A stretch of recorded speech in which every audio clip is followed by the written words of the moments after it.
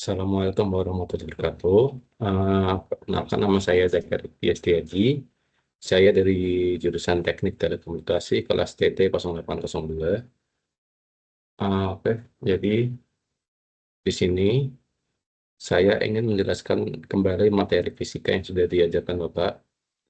Materi yang akan saya jelaskan dari materi 1 hingga 5. Oke, yang pertama ada materi pertama ada muatan listrik dan hukum Coulomb. Di muatan listrik itu terdapat 3 hal, yaitu atom, muatan, dan ion.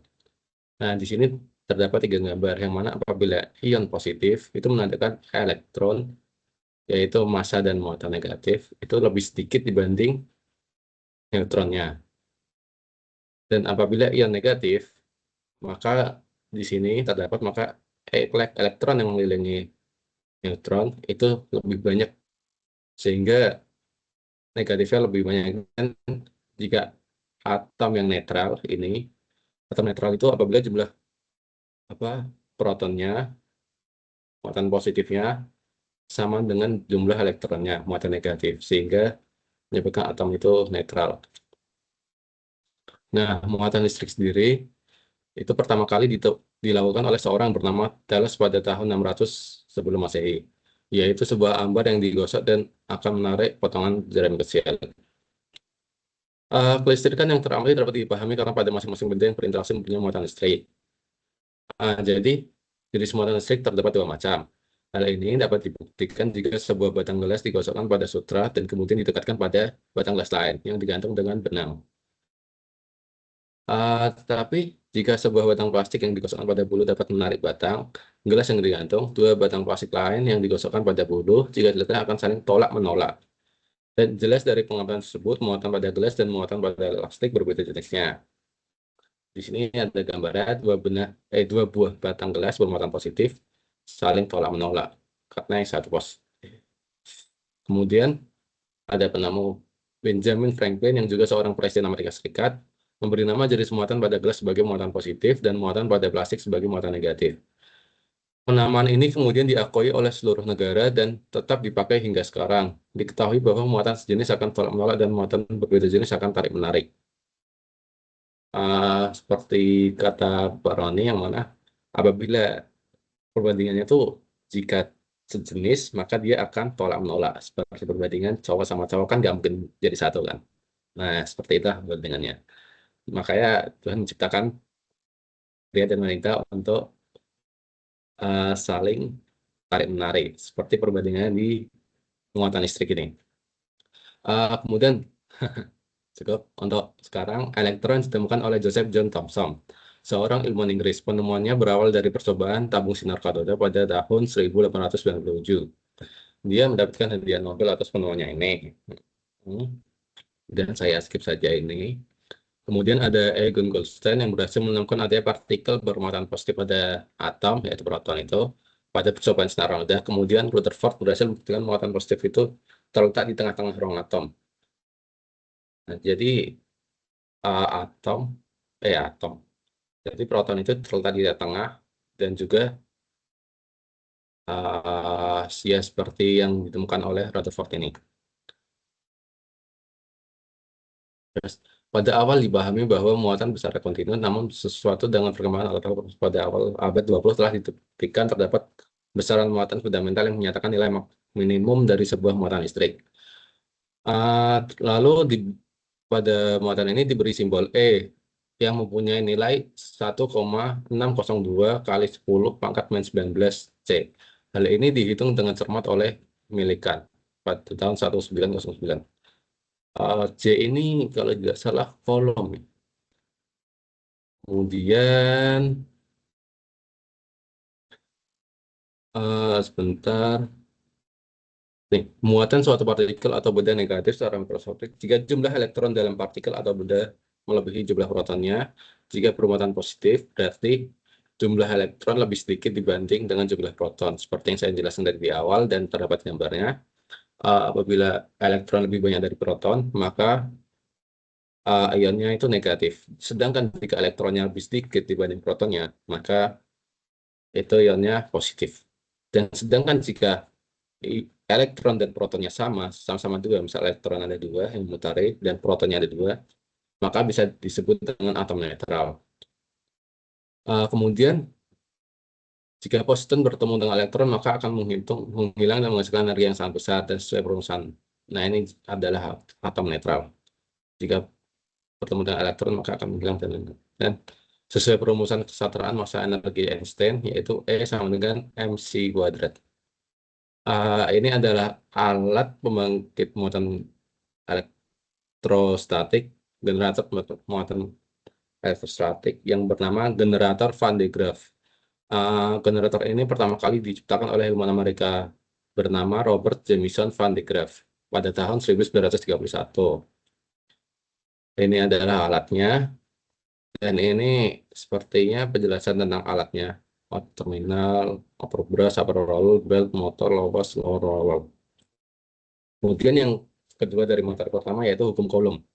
Jadi hukum Coulomb ini pertama kali dikemukakan oleh Charles Augustin Coulomb, seorang ilmuwan Prancis.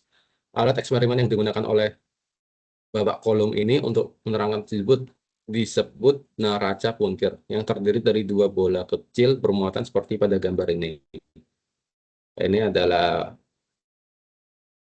alat untuk hukum Coulomb. Kemudian Coulomb ini menemukan bahwa gaya interaksi yang dialami oleh masing-masing bola sebanding dengan besar muatan masing-masing bola dan berbanding terbalik dengan kuadrat jarak di antara kedua bola tersebut. Yang mana F ini tanda sama dengan atau apa ya? Kemudian Q1 kali Q2 per R kuadrat. Nah, ini besar gaya dalam eksperimen yang dilakukan Coulomb diukur dari besar torka. Kemudian gaya interaksi Coulomb mirip dengan gaya interaksi gravitasi yang besarnya sebanding dengan massa kedua benda berinteraksi dan berbanding terbalik dengan jarak antara keduanya. F sama dengan M1 kali M2 per R kuadrat. Nah, gaya Coulomb yang dialami, kemudian ini adalah contohnya. Ini diberi sebuah sudut siku-siku yang mana titik sudut ini adalah Q plus Q-nya, lalu diberi garis tengah untuk membentuk suatu bentuk segitiga seperti itu, yang mana ini merupakan R atau jaraknya ya. Kemudian ini F apa ya? Terus saya ya seperti yang sini saya tidak terlalu bisa menjelaskannya. Kemudian gaya Coulomb yang dialami muatan plus Q ini adalah F K Q dikali Q per R kuadrat ini. Jadi ini dikali ini dibagi R kuadrat. Nah, nilai K ini adalah 1/4 pi N0 sama, nah, nilainya itu sama dengan 9 kali 10 pangkat 9. Nm pangkat 2 per C kuadrat. E0 itu menyatakan permitivitas ruang hampa yang besarnya sama dengan 8,85 kali 10 pangkat min 12 C kuadrat per M kuadrat N. Nilai permitivitas bergantung pada medium sekitar muatan ini.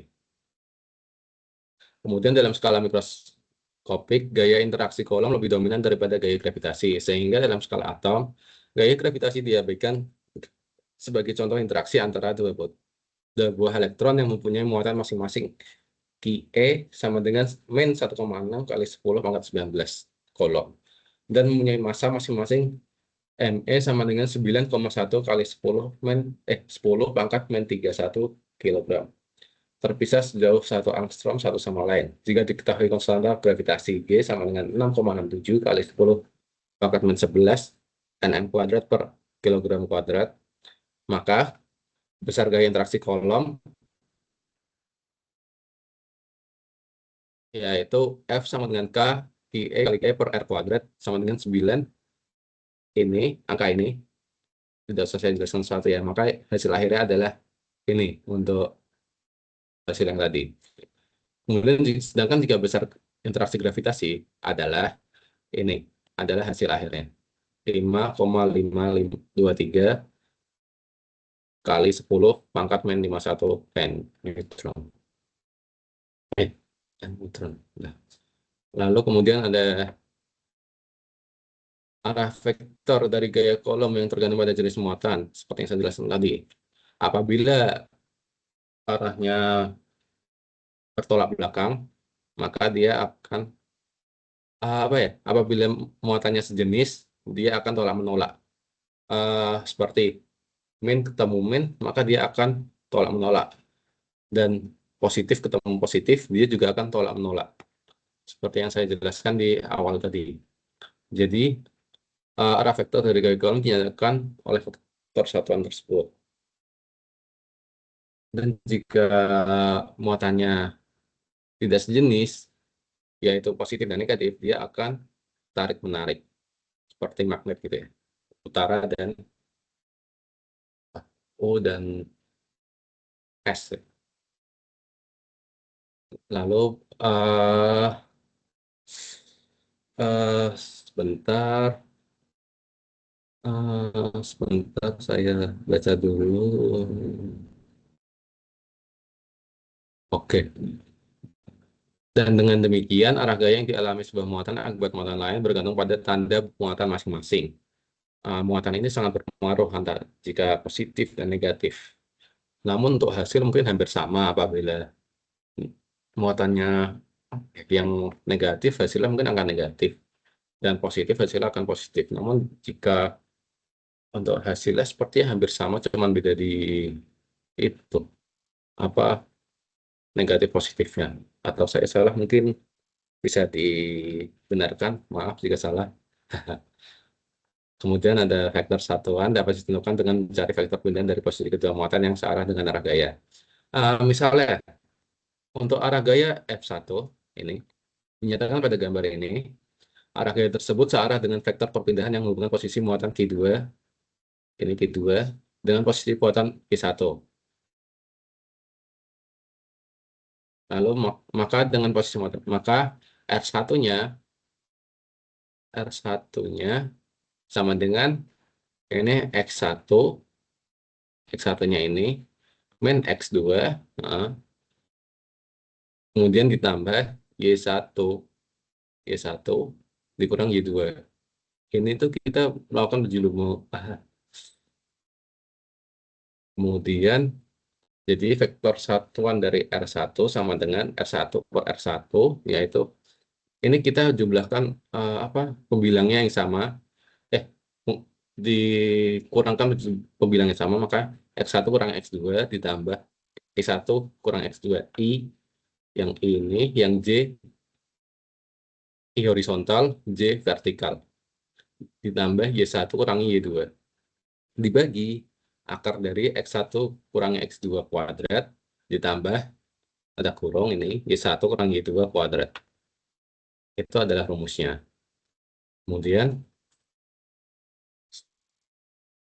ini ada contoh lagi. Jika Q1 sama dengan plus 1 MC dan Q2 plus 2 MC, besar gaya yang dialami muatan Q1 adalah, maka rumusnya F1 sama dengan K Q1 kali Q2 per R kuadrat. Ini adalah rumusnya dan hasilnya adalah ini. Oke, ini rumus lagi. Maaf.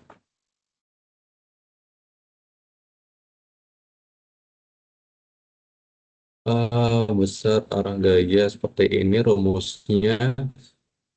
Saya tidak usah menjelaskan karena saya tidak terlalu paham juga. Mungkin nanti Bapak orangnya bisa jelaskan sedikit. Saya bakal lihat di video lagi untuk lebih memahami lagi. Lalu untuk gaya kolom, untuk muatan lebih dari dua muatan seperti ini. Gaya total yang dialami muatan Q1 itu rumusnya seperti ini, F1, lalu rumusnya dari ini. F1 kan seperti ini. Lalu ya, untuk mencari totalnya, maka dicari sampingnya F13 tambah F12, itu untuk mencari F1-nya. Lalu untuk dengan F12 ini menyatakan gaya interaksi antara muatan Q1 dan Q2. Q1, Q2. Berarti begini. Berarti kalau F13, Q1 dan Q3. Oke. Kalau ini adalah contoh soalnya nanti. Saya tidak usah menjelaskan ya untuk soal. Kemudian ini soal. Ini Ya, ya soal tiga buah muatan seperti gambar di atas yang masing-masing Q1.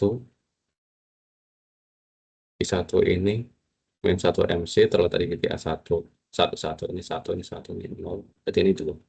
Q2-nya terletak di 00 dan Q3 terletak di 20.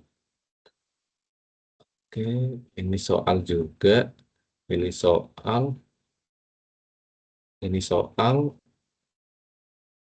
ini juga soal, soal. Oke, berarti untuk materi satu cukup sekian. Maka kali ini saya akan langsung melanjutkan ke materi kedua supaya tidak membuang waktu. Baik, untuk materi kedua itu ada medan listrik dari hukum Coulomb. Definisi medan listrik itu simbolnya E, yang mana medan listrik merupakan efek ditimbulkan oleh keberadaan muatan. Kemudian satuan medan listrik adalah Newton. Ini adalah rumusnya. E satuan sama dengan F satuan per I. Arah medan listrik. Jika muatan sumber muatan positif, maka arah garis medan listrik adalah menuju keluar. Misalnya ini muatannya positif, maka arah garis medan listriknya akan keluar. Sedangkan jika muatannya negatif, arah medan listrik akan masuk ke dalam atau mengarah ke diri sendiri. Medan listrik akibat muatan titik. Tinjauan sebuah muatan sumber Q yang terletak pada suatu koordinat dengan kondisi posisi R dan muatan uji Q dengan vektor R.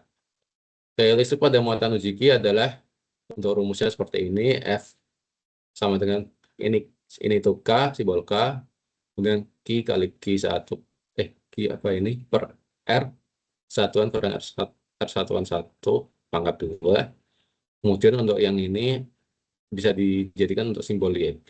Maka R ding, R satuan. R satuan. Ini adalah rumus singkatnya, E sama dengan K kali Q per R kuadrat kali R satuan. Kemudian ada medan listrik akibat sebuah muatan listrik. Ada kan ada sebuah titik, muatan Q. Dan kita ingin mengetahui seberapa besar arahnya dari medan listrik dari titik P, seperti ini. Maka jika kita tarik garis, maka jarak ke P ini merupakan apa R-nya, merupakan jaraknya. Arah medan listrik pada titik P diperlihatkan dengan garis panah warna biru. Ini arah medan listriknya, ini adalah jaraknya. Sedangkan besar medan listrik di titik P adalah ini untuk rumusnya. EP ini P sama dengan K kali Q per R kuadrat. Itu adalah untuk rumus tingkatnya. Jadi ini adalah contohnya. Hitunglah besar dan arah medan listrik dari P yang terletak 30 cm di sebelah kanan muatan titik Q. Jadi ini muatannya 30 cm di sini. Ini apa? Ini medan listriknya. Arah jika ke dalam gini berarti ini Q-nya itu negatif ya. Ini min 3, makanya arus medan listriknya, arah medan listriknya dia menusuk ke dalam Q atau masuk ke apa muatan Q. Kemudian ini untuk rumusnya besar medan magnet di P adalah K kali Q per R kuadrat. Berarti untuk hasilnya seperti ini, 3 kali 10 pangkat 5 N per C. Kemudian ada superposisi medan listrik. Seperti ini, jika medan listrik disebabkan oleh lebih dari satu muatan, seperti ini ada 3 muatan, Q1, Q2, dan Q3. Maka maka medan listrik total adalah jumlah dari semua medan listrik tersebut akibat masing-masing muatan. Berarti ini dijumlah semua. E1 plus E2, E3. Ini adalah contoh soalnya.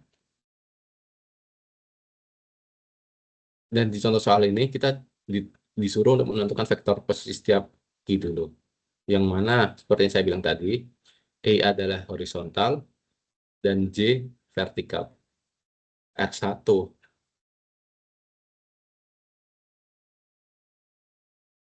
Hmm, hmm, hmm, hmm.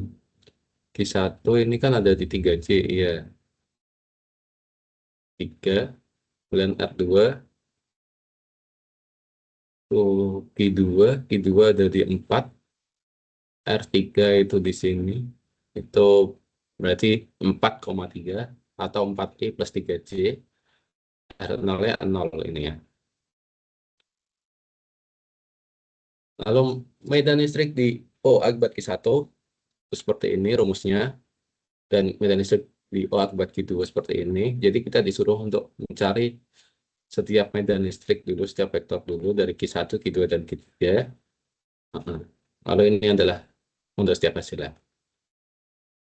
Medan listrik total di titik O adalah hasil superposisi dari ketiga itu. Jadi kita setelah mencari semuanya, kita jumlahkan dari E1, 2, dan 3. Kemudian arah setiap komponen medan listrik akibat muatan kontinu. Muatan listrik kontinu adalah muatan listrik yang memiliki dimensi atau ukuran, bisa berdimensi panjang atau luas maupun volume, seperti bangun. Jadi bisa bangun seperti bangun datar atau bangun ruang gitu ya. Jadi ada dua asumsi untuk mempermudah persoalan ini, yaitu yang pertama, muatan listrik tersebar secara merata dan muatan kontinu tersusun atas banyak sekali muatan titik-titik. Misal nih, muatan bentuk garis. Muatan garis Q dianggap tersusun atas banyak muatan titik DQ yang tersebar semerata. Jadi DQ ini yang titik merah dan Q ini yang garis biru ini. Yang mana apabila muatan Q ini kan garis kan. Nah, muatan titik Q-nya itu dia mengikuti garis Q-nya ini. Bulat ini. Lalu definisi rapat muatan. Rapat muatan satuan panjang.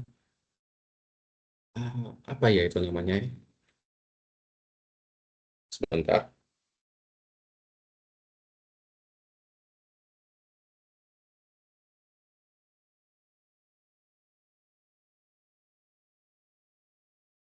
Oh, lambda.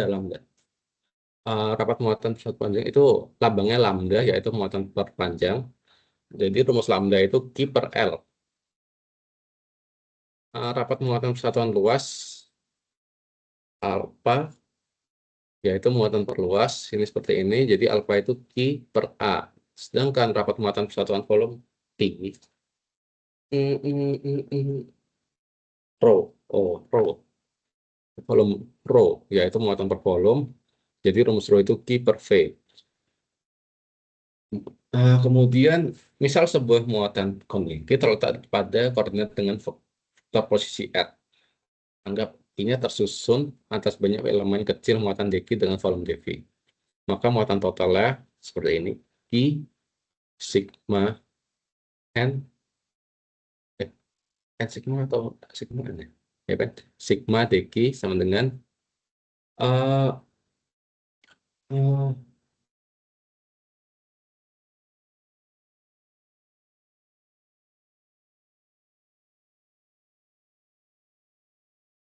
sepertinya seperti fungsi dq.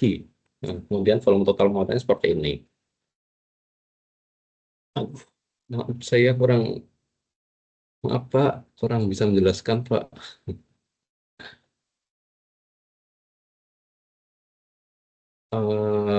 Lalu ini untuk elemen kecil di medan listrik di titik P, ini penunjukan yang tadi seperti ini rumusnya seperti ini. Oh ini ada. Maka medan listrik total di P adalah jumlah dari semua elemen dari sini, dari semuanya lah. Jumlah elemen kecil di medan listrik ini, maka seperti ini nanti hasilnya. Ini ya, seperti yang tadi saya jelaskan, 1/4 Pi, apa itu namanya? Saya lupa.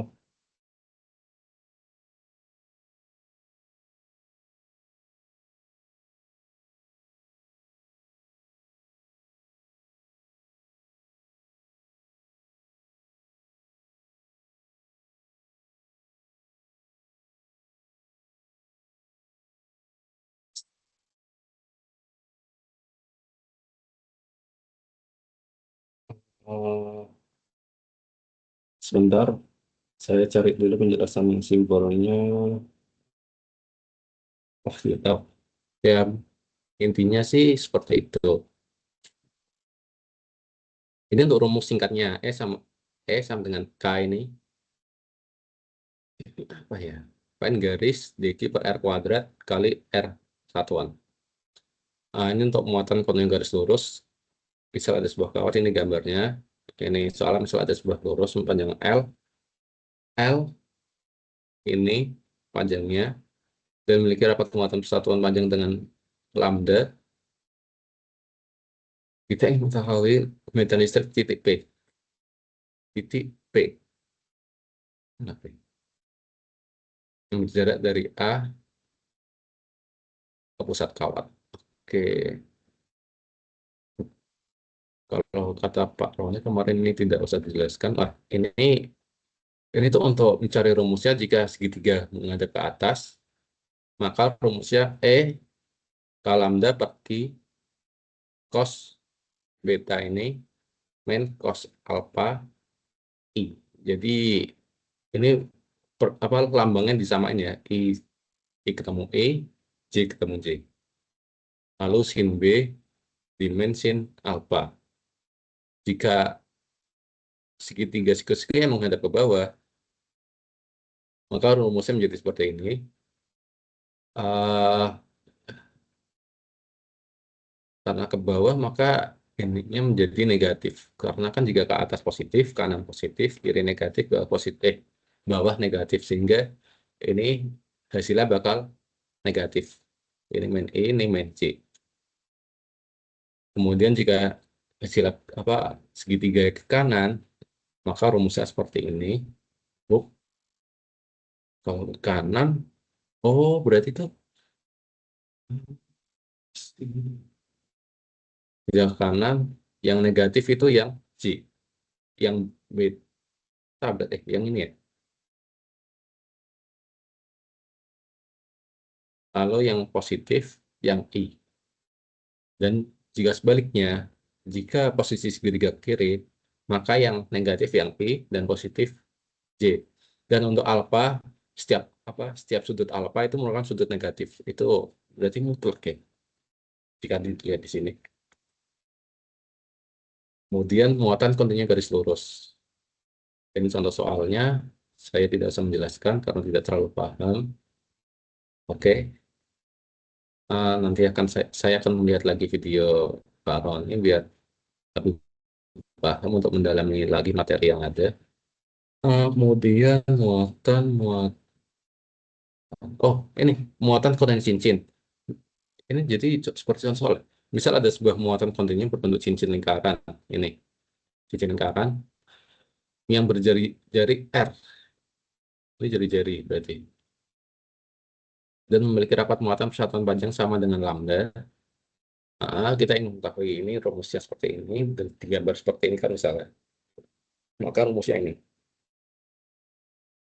Kemudian komponen medan listrik yang arahnya tegak lurus, sumbu X dan sumbu Z saling meniadakan X sama dengan Z sama dengan O.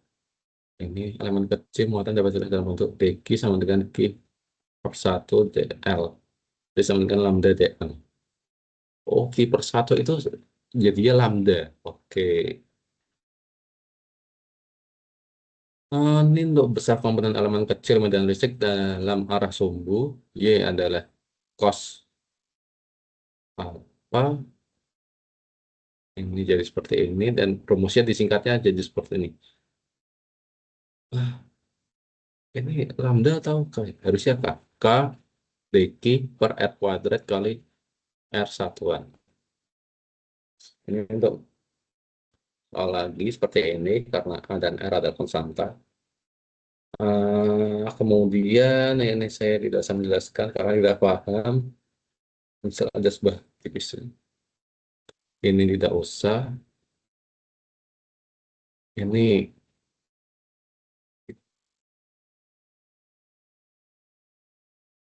Ini alfa sama dengan dq per dA, dq per L. Oh, jadi kalau untuk rumus dq itu alfa L, alfa kali L kali dy. Oke, setiap beta tipis, jika untuk mencari lambda, dq per L, atau bisa digunakan rumus singkatnya ini alfa dy. Kemudian ini saya tidak bisa jelaskan karena takut salah saat penjelasan. Ini untuk contoh soal tidak usah dijelaskan lah ya. Ini untuk hubungan medan listrik dengan gaya. Jika diketahui pada suatu titik tertentu terdapat medan listrik E, dan maka kita dapat menghitung gaya F dari muatan Q yang ditempatkan pada titik tersebut. Seperti ini, jika F1, jadi F1-an sama dengan Q E1-an. Ini bukan Q1-an ya. Apa namanya?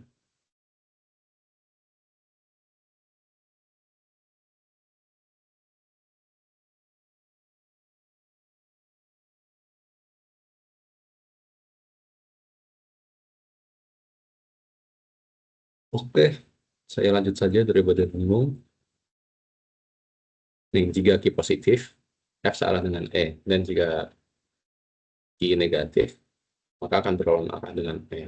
Nah, oh, jadi begitu. Jadi dari hubungan metanistik dengan gaya ini dapat disimpulkan, nih, jika muatannya Q, maka F-nya akan keluar dari Q alias akan searah dengan E. Dia akan mengikuti apa? E. Dan jika Q-nya negatif, maka F-nya akan berlawan arah. Jika E-nya ke kanan, maka F-nya ke kiri. Ini untuk contohnya. Tidak usah jelaskan, tidak usah, ini rumus tidak usah, soal tidak usah. Oh, ternyata sudah segitu saja. Baik, berarti untuk materi 2 cukup segitu saja. Sekarang lanjut ke materi ketiga. Di materi ketiga ini kita akan membahas mengenai hukum Gauss. Yang pertama, flux listrik. Definisinya itu flux dapat dianggap sebagai jumlah garis listrik yang menembus suatu permukaan. Jadi secara matematis, flux listrik ini didefinisikan sebagai perkalian dot antara medan listrik dengan luas permukaan yang ditembus oleh medan tersebut. Ini dot sama dengan ini fungsi seperti ini. Linear. D, D dot sama dengan ini E1-an kali D A1-an.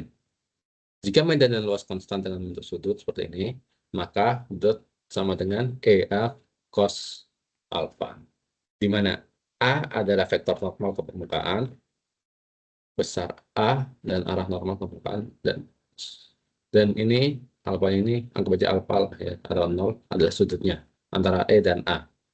Jadi ini bentuk segitiga gini nanti jadinya. Nah, ini untuk contoh soal, tidak usah dijelaskan, tidak usah dijelaskan. Ini flux muatan Q permukaan terbuka S. Seperti ini nanti gambarnya.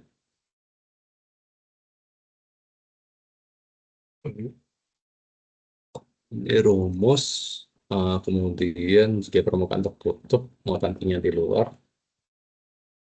Seperti ini nanti jadinya. Maka perhitungan flux di luar permukaan. Berarti perhatikan arah normalnya dulu, permukaan dan arah medan listrik. Kemudian flux total pada kubus nilainya rumusnya seperti ini jadinya. Jika ini permukaan tertutup tapi Q-nya di dalam, maka flux total pada kubus kemudian nilainya rumusnya menjadi seperti ini juga. Tapi jika di sini di luar, ini kan sama dengan 0. Sedangkan jika Q-nya di dalam, itu tidak sama dengan 0. Karena apa? Karena nggak tahu. Nanti akan saya cari untuk penjelasan lebih lengkapnya. Maaf ya, Pak. Lalu hukum Gauss. Jadi hukum Gauss itu besar flux atau garis gaya listrik yang keluar dari suatu permukaan tertutup sebanding dengan muatan yang dilingkupi oleh luasan tertutup tersebut. Wah, ini bahasanya apa nih? Seperti ini. Ini rumusnya. Ini kesetaraan hukum Coulomb dan hukum Gauss. Jadi ini gabungan dari hukum Coulomb dan hukum Gauss. Ah, aduh, pusing juga. Konduktor adalah bahan yang muatannya dapat bergerak bebas. Konduktor itu mengantar listrik ya.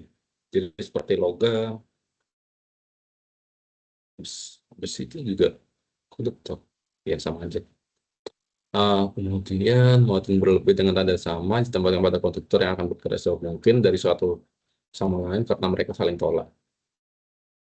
Lalu untuk konduktor bermuatan dalam situasi statis, semua muatan berada di permukaan konduktor.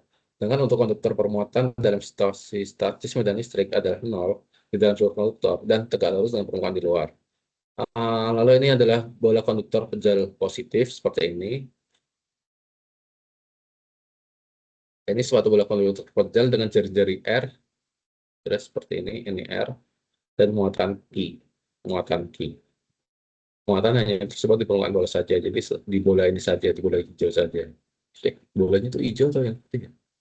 Medan listrik di dalam bola R. Oh, berarti bolanya ini ya, bola ini. Kalau medan listrik di luar bola konduktor. Wah, jika R kecil tapi besar dari R besar, total muatan yang dilengkapi permukaan Gauss adalah T. Itu sebentar saya lupanya. Ada catatan, tapi nanti saja dijelaskan. Lalu hukum Gauss untuk kasus bola konduktor pejal seperti ini, maka rumusnya menjadi seperti ini. Itu dengan R kecil lebih besar dari R besar, itu syaratnya ya. Berarti. Bola isolator pejal. Isolator itu muatan tersebar merata di seluruh volume isolator. Ini seperti ini, seperti ini, seperti ini.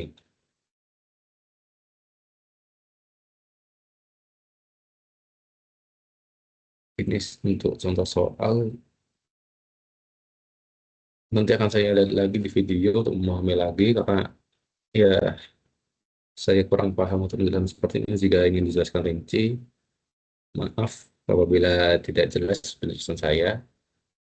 Kemudian ini medan listrik akibat silinder. Jadi kalau yang tadi kan bola pejal. Nah, yang sekarang ini silinder. Misalkan silinder konduktor berjari-jari R panjang L dan bermuatan Q. Permukaan Gauss berbentuk silinder dengan jari R panjang L seperti kawat dan datar. Hingga untuk muatan positif medan listrik berarah radial meninggalkan sebuah pusat silinder. Jadi bila pusat ini, maka jika muatannya positif, medan listrik akan berarah radial. Pusat ini berarti dia bakal meninggalkan medannya karena jika muatannya positif. Dan apabila muatannya negatif, medan listrik, maka jika ini kan misalnya muatannya atau silinder pusatnya gitu ya, muatannya negatif, maka medan listriknya dia akan datang ke muatan tersebut jika muatannya negatif. Ini ada permukaan Gauss pada silinder. Jika ini benda seperti ini gambarnya dan ini adalah rumus-rumusnya. Ah, ini sepertinya ini satu rumus saja atau sama ya rumusnya? Hmm. Medan listrik pada silinder konduktor kecil di dalam. Ini juga di dalam. Ini di luar ya berarti ya. Ini di permukaan, ini di dalam, jadi ini seperti ini. Muatan yang di permukaan Gauss adalah nol karena pada konduktor muatan hanya tersebar di permukaan konduktor saja. Dengan demikian medan listrik di dalam konduktor. Sorry. Itu karena muatannya itu dia di dalam konduktor sehingga muatannya nol. Karena yang seperti yang jelas ini karena pada konduktor muatan hanya tersebar di permukaannya saja. Sedangkan ini kan dia di permukaan kan. Ini di dalam, makanya dia E-nya sama dengan nol. Lalu kemudian ini di luar konduktor. Muatan yang di permukaan gas adalah I sama dengan Q. Nah, ini untuk rumus E-nya, dia tetap ada ya, apa namanya, Gauss-nya, Gauss-nya. Kemudian ini medan listrik pada silinder isolator, ini di dalam isolator. Seperti ini isolator pejam, rumusnya seperti ini. Ini untuk yang berongga, eh, jari-jari dalam silinder, jari-jari dalam silinder A, jari-jari luar adalah B. Muatan Q dan pada silinder L. Untuk R kurang dari A, sama dengan 0, karena Q sama dengan 0. Aduh, seperti ini ya Bapak ya. Maaf saya tidak terlalu menjelaskannya karena Aduh, saya kurang paham juga ini. Udah. Oke, berarti sampai sini saja untuk materi ketiga. Kali ini saya akan langsung melanjutkan ke materi keempat. Materi keempat itu adalah potensial listrik dan kapasitansi. Energi potensial listrik itu adalah energi yang timbul pada muatan listrik karena posisinya terhadap muatan listrik atau medan listrik lainnya.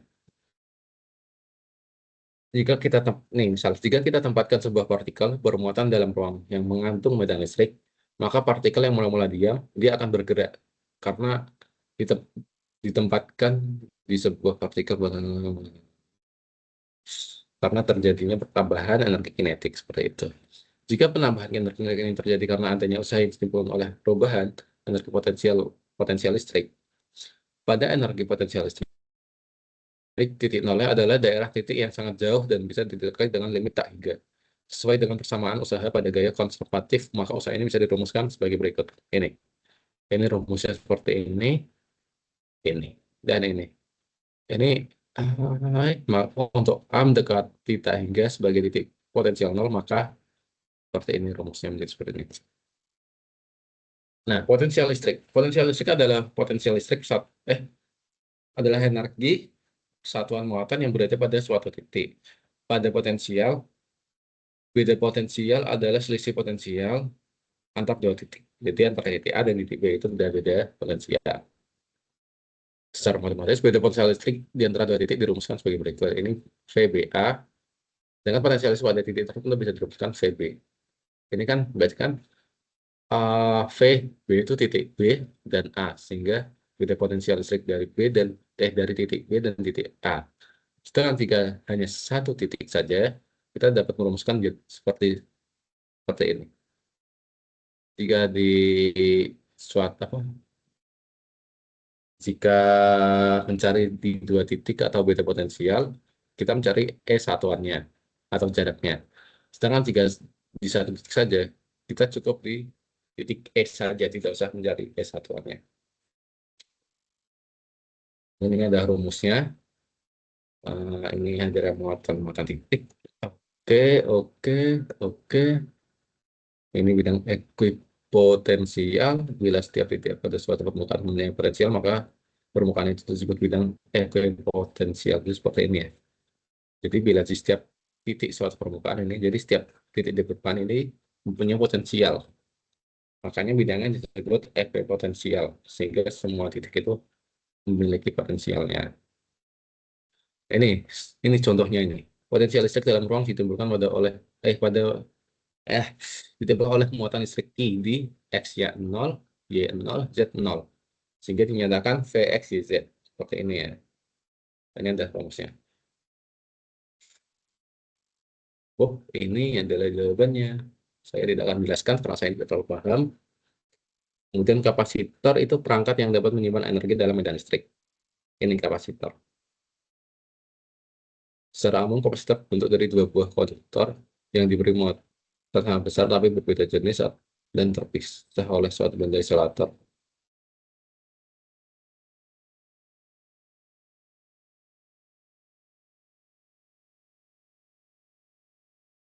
Proses pemberian muatan kapasitor dilakukan dengan menghubungkan kapasitor masuk resistor dengan cukup tegangan beda potensial tersebut. Terus kalau kapasitansi itu dia nilai suatu nilai dalam kapasitor, makanya dinamakan kapasitansi. Muatan yang tersimpan dalam suatu sistem nih. Kapasitor sebanding dengan besar potensial yang diberikan. I itu sudah sebanding ya. Alpha V. Faktor kesebandingan antara muatan yang tersimpan dengan beda potensial yang diberikan dinamakan kapasitansi atau kapasitas yang menyatakan kemampuan kapasitor untuk menyimpan muatan disebut dengan C. P sama dengan C apa V atau P sama dengan CV.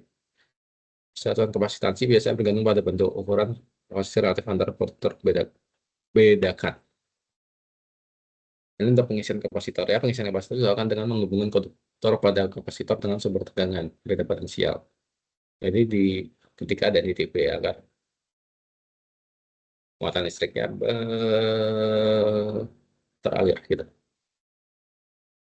Kemudian untuk menentukan kapasitansi suatu kapasitor. Ini jadi yang pertama tentukan medan listrik akibat konduktor yang bermuatan. Dapat diperoleh menggunakan hukum Gauss atau hukum Coulomb. Terus tentukan beda potensial antar kedua konduktor. Terus tentukan kapasitansi sistem kapasitor tersebut dengan mengingat bahwa kapasitansi merupakan perbandingan antara muatan dengan beda potensial yang terjadi. Seperti ini. Muatan Q, muatan E, beda potensial, kapasitansi. Muatan itu simbolnya Q, medan listrik simbol E, beda potensial simbolnya V, fokus kapasitansi itu C sama dengan Q per V. Oke.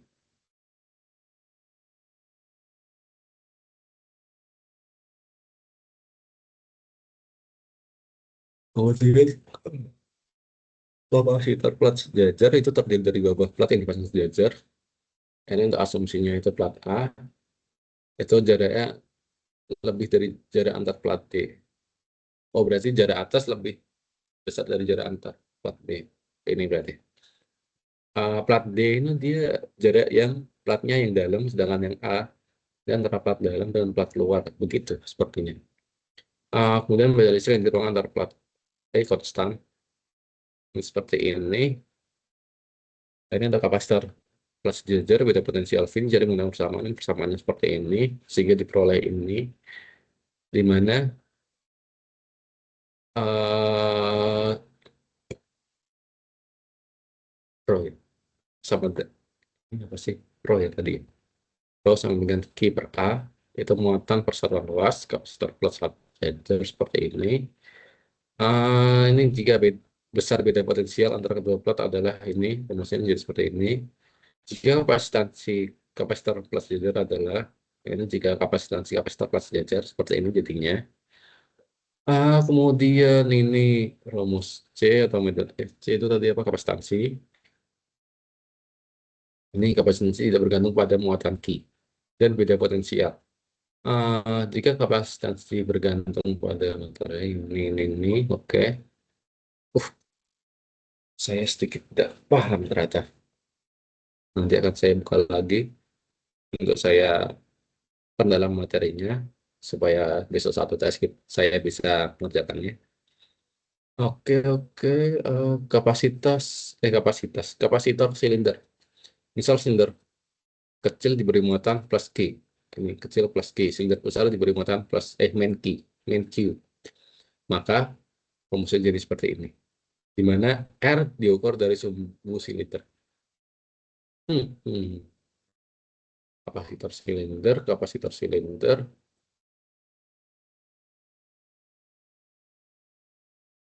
Ini kapasitor silinder, mari kita menghitung. Ini untuk rumusnya, jadi besar potensial antar kedua konduktor. Ini jika silinder ya. Kemudian kapasitansinya ini seperti ini. CQ per V ini terus terdiri dari dua buah bola yang dipasang sepusat berjari A dan B. A lebih kecil dari B. Oh ini dua bola ini. Dan juga ini jari-jari A itu lebih kecil dari B. Maka jadi seperti ini. Oh, hmm. Kemudian kapasitor bola ini masih saya tidak bisa menjelaskan.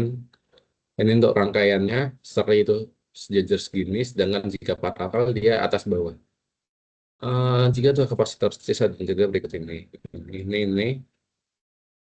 Lalu energi dalam kapasitor. Selama proses pengisian kapasitor dapat dipandang bahwa muatan dipindahkan dari salah satu konduktor ke konduktor lainnya. Jika muatan sebesar T dipindahkan dari suatu tempat ke tempat lain yang mempunyai beda potensial V, maka besar potensial muatan tersebut bertambah sebesar PV. Ini berarti untuk mengisi kapasitor diperlukan sejumlah usaha. Energi ini kemudian disimpan dalam bentuk energi potensial muatan berpindah.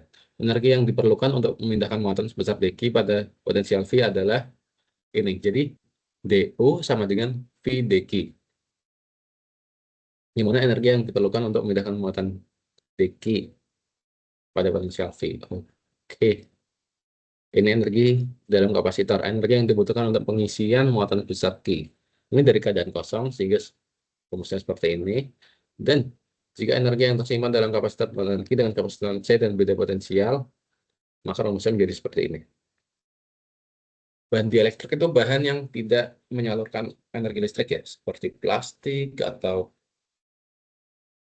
yang tidak menghantar listrik. Nah, ruang antar konduktor pada kapasitor biasa berisi bahan bukan penghantar yang disebut bahan dieelektrik. Nah, seperti plastik, kertas, kaca, mika, dan lain-lain. Ada banyak jenis lah.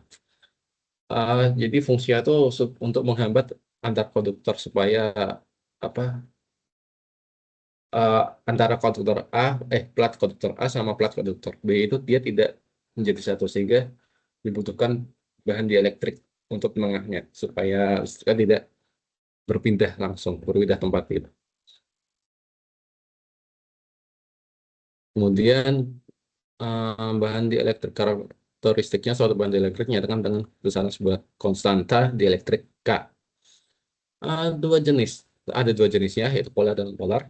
Bahan dieelektrik polar itu mempunyai momen dipol listrik permanen, misalnya air. Dengan bahan dieelektrik polar, momen dipol ini muncul akibat berada dalam medan listrik. Molekul bahan dieelektrik tak akan berpengaruh pada medan listrik. Ini untuk bahan dieelektrik.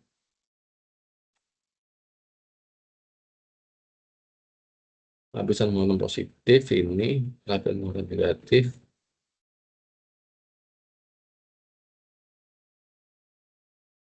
Bahan dieelektrik dapat menyatakan bahwa sama dengan N0 atau N0 sama dengan KE. K itu konstanta dieelektrik, di mana karakteristik bahan K lebih dari satu, maka E0 sama dengan lebih dari E. Kapasitansi kapasitor dengan dieelektrik ini, jika kapasitansi kapasitor dihitung menggunakan bahan dieelektrik juga. Terdapat bahan dieelektrik, maka rumusnya menjadi seperti ini. Ini jika dipersingkat jadi K kali C. Jika K lebih dari satu, maka C lebih dari C. Seperti itu saja. Tinggal kita menentukan nilainya. Kemudian bahan dieelektrik masih ini untuk bahan dieelektrik, konstanta dieelektrik terkait dengan permitivitas bahan. Dengan demikian, konstanta dieelektrik dapat juga dipahami sebagai permitivitas relatif suatu bahan. Dengan adanya bahan dieelektrik pada kapasitor, maka ada nilai maksimum beda potensial yang dapat diberikan antar P. Hal ini terkait dengan karakteristik yang disebut dielectric range, menyatakan besar maksimum medan listrik yang masih dapat diterima suatu bahan elektrik. Oke, jadi cukup untuk materi keempatnya. Kali ini saya akan langsung melanjutkan ke materi kelima yang berjudul arus searah atau DC. Adalah banyak muatan yang mengalir pada persatuan waktu. Jadi setiap waktu atau setiap detik itu pasti arus bakal mengalir. Arus ini dilambangkan dengan E yang memiliki satuan ampere A, dan ini rumusnya samaannya I sama dengan Q per T, yang mana apabila kita ingin mencari arus ya maka kita harus mencari banyak muatan dulu, dan satuannya adalah kolom, dan berapa detik muatan itu berjalan, itu adalah satuannya, sehingga kita bakal menemukan arusnya. Jika banyak muatan yang mengalami persatuan waktu tidak konstan, maka arus yang akan berubah akan diberikan oleh limit diferensial dari persamaan di atas. Jika tidak konstan waktunya atau tidak, jika per detik muatannya tidak konstan yang mengalir, maka persamaannya menjadi seperti I dq per dt. Untuk teorinya seperti ini adalah gambar ya, contohnya. Aliran listrik dapat suatu rangkaian itu dapat mengalir dari positif ke negatif. Jadi mengalirnya dari sini, searah jam-jam positif ke negatif. Jika mengikuti gambar ini, jadi gambarnya seperti ini nanti.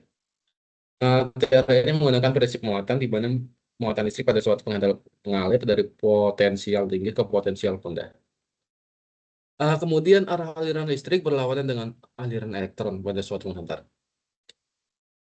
Jadi dapat disimpulkan nih, arah aliran listrik itu bakal berlawanan arah dengan aliran elektron. Jadi misalnya elektron ke kanan, aliran listrik ke kiri berarti. Kalau elektron ke kiri, elektron ke kiri, listrik ke kanan. Seperti itu Kak, sepertinya. Teori ini digunakan untuk mempermudah pemahaman terhadap arah aliran muatan listrik, yaitu positif ke negatif.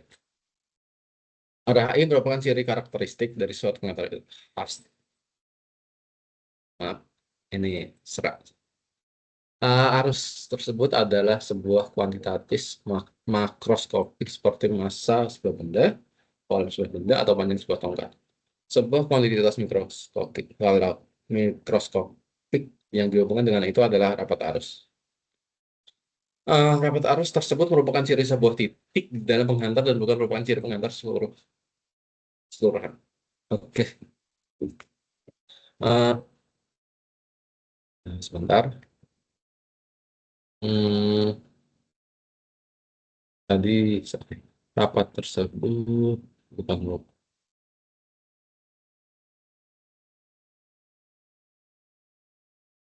ciri. Nah, ini adalah rumusnya. Hmm.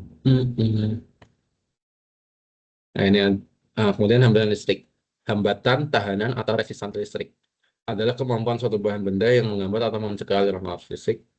Resistansi listrik juga diartikan sebagai penghambat aliran elektron dalam konduktor.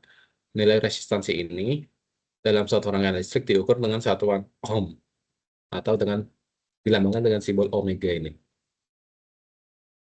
Hambatan listrik ini setiap bahan penghantar atau konduktor memiliki sifat penghambat arus listrik.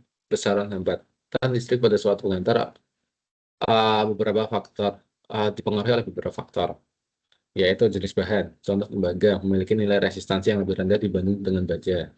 Kemudian suhu ini nilai resistansi akan meningkat seiring dengan meningkatnya suhu pada penghantar. Jadi apabila misal suhunya entah naik, entah menjadi panas atau menjadi dingin, turun suhunya, maka nilai resistansinya juga akan berpengaruh.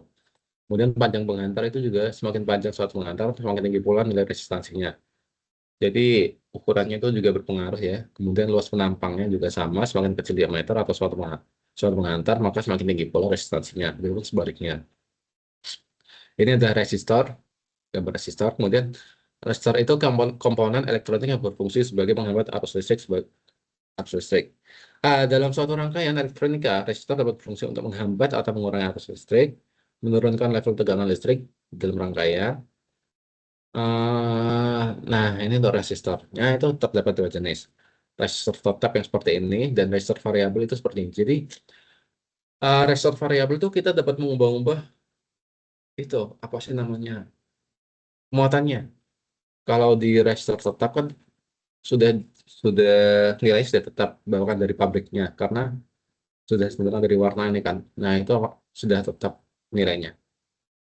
Tapi untuk yang variabel kita dapat merubah-rubah nilai hambatannya atau muatan hambatannya. Kemudian resistor seri itu menyambung seperti ini dan untuk menjadi totalnya maka tinggal dijumlahkan saja dari R1, R2, R3 dan seterusnya jika terdapat beberapa resistor. Seperti ini ya rangkaian seri. Dia bakal lurus dan kan jika paralel dia dari atas ke bawah dia tidak searah gitu. Dia bakal ini kalau bakal sini R1, R2, R3 atau samping juga bisa seperti ini. Nah, jika resistor paralel untuk mencari R totalnya itu kita menggunakan rumus seperti ini. 1 per R totalnya sama dengan, jadi kita ditambahkan per 1 per nilai resistornya.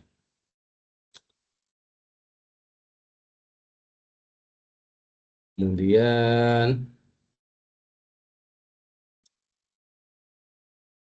ini adalah contohnya seperti ini kan. Ini kan paralel ya. Jadi ya kita pakai 1 per sehingga 1 per 600, 300, 150 ditambah 17 semua sehingga menghasilkan total ini 7 per 600. Nah, ini kan nanti kan kita tinggal dibalik aja kan. Jadi ya F total sama dengan ini. Jadi ya nanti hasilnya jadi 600 per 7. Nah, ketemu deh hasilnya. Kemudian hukum Ohm. Hukum Ohm ini ditemukan oleh fisikawan Jerman yang bernama George Simon Ohm pada tahun dia lahir di 1789 hingga meninggalnya di 1854. Ditemukannya itu pada tahun 1825 itu George Simon Ohm itu mempublikasikan hukum Ohm tersebut pada paper yang berjudul The Galvanic Circuit Investigate Mathematically pada tahun 1827. Jadi 1825 itu dia mempublikasikan, dan di tahun 1827 ada seperti koran lah, anggap aja seperti itu. Nah, hukum dasar menyatakan hubungan antar arus listrik, tegangan, dan hambatan. Dalam bahasa Inggris disebut dengan Ohm laws. Nah, ini adalah hukum Ohm yang mana ini untuk rumusnya ya, rumus segitiga ya. Yang mana V itu melambangkan volt, I ya ini satuannya, V itu volt, I ampere, R ohm. V itu dia sepertinya apa ya? Volt, bukan volt. Ini voltage, tegangan. V itu tegangan, I itu arus, dan R itu hambatan. Hukum Ohm ini besar arus listrik yang melalui sebuah pengantar atau konduktor akan berbanding lurus dengan beda potensial dengan tegangan V yang dia terapkan kepadanya dan berbanding terbalik dengan hambatan. Secara matematis, hukum Ohm dapat dirumuskan menjadi persamaan seperti ini. Jika mencari V, maka I kali R. Jika mencari I, maka V per R. Jika mencari R, maka V per I. Ini apa ya? Joule ya? Bukan. Ya, yang saya tidak tahu. Ini untuk parameter. Ini untuk tabelnya tentang inisial, parameter, satuan, dan simbolnya. Ini untuk contoh soal. Oh ya, hukum Joule berarti. Ini juga hukum Joule itu Rho E. Rho kali E. Ini kemudian hukum Joule itu seperti ini, potensial kedua. Saya tidak terlalu itu, kan saya skip saja.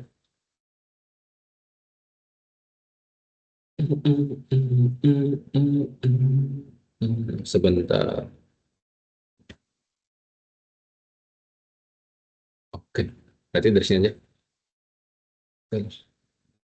Ini kan hukum Joule ya, ini kan tabung kan. Tabung ini potensial V. V, ini VB drive speed. Kemudian maka timbul arus pada penghantar I sama dengan V per R. Nah, karena arus konstan, hanya arusnya konstan, maka gerak bawah muatan di setiap titik penghantar sama VA sama dengan VB. Nah, karena kecepatan konstan, berarti energi kinetiknya ke bawah muatan di kedua ujung sama. Sehingga ditemukan persamaan EKA sama dengan EKB. Sehingga setengah MV A kuadrat sama dengan setengah MVB kuadrat. Karena energi kinetik membawa muatan di kedua ujung penghantar tidak berubah selama pembawa muatan bergerak, maka berarti tidak ada penambahan energi bagi pembawa muatan.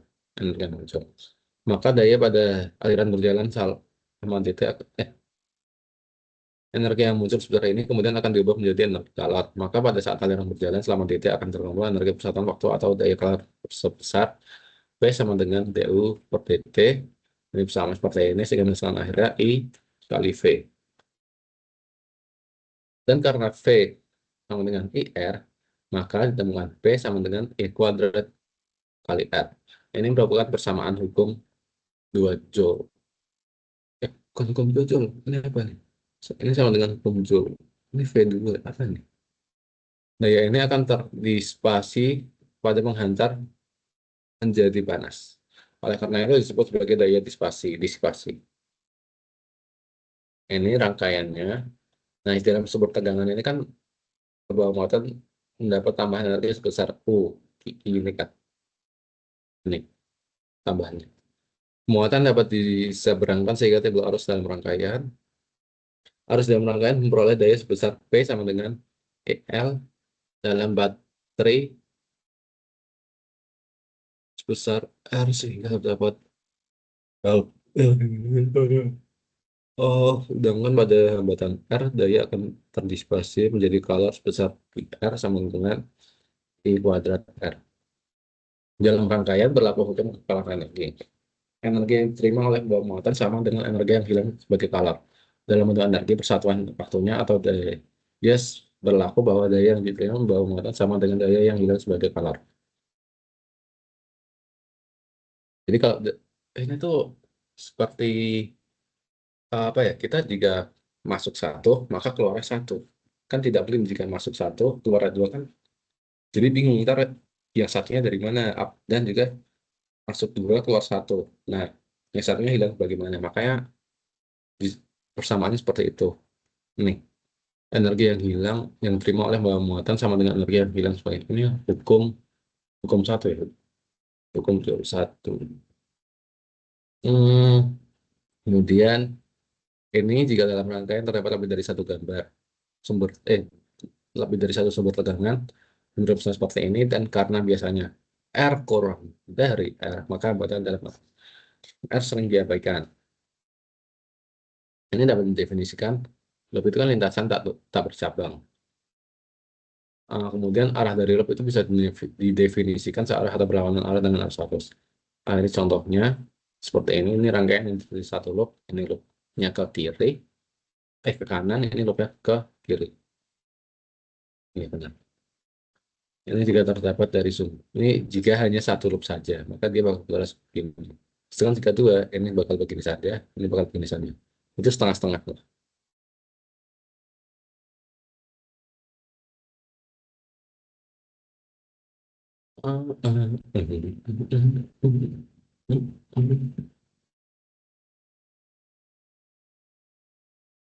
Oh, berarti itu loop itu akan dihitung jika terdapat ini di luar rangkaian lah. Ini kan masih di dalam rangkaian kan, sehingga loopnya ini dia tidak terhitung. Makanya di gambar rangkaian ini hanya terhitung dua loop saja, satu dan dua.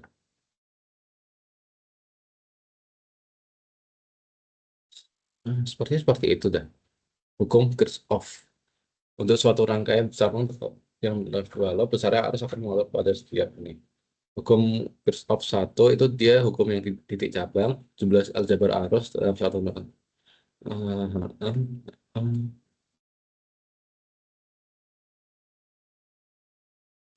Arus positif dengan ini kemudian ini untuk hukum Kirchhoff 2 hukum loop rumusnya seperti ini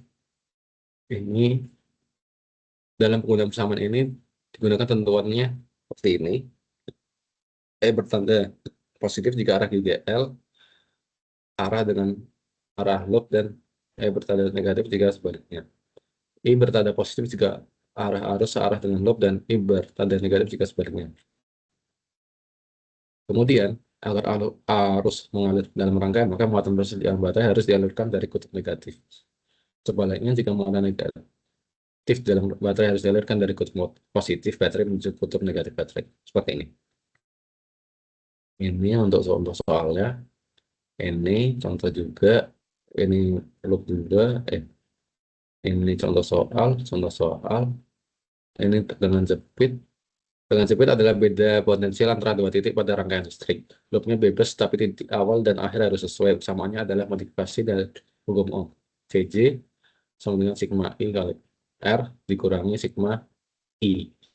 Oke, jadi cukup terima kasih dari penjelasan materi saya dari materi 1 hingga 5, Fisika 2. Terima kasih untuk Bapak Romi. Apabila saya ada salah atau banyak dari saya kurangnya kata-kata penjelasan dan kurangnya detail atau ada bahasa yang tidak dipahami, saya mohon maaf. Sekian dari saya. Wassalamualaikum warahmatullahi wabarakatuh. Terima kasih.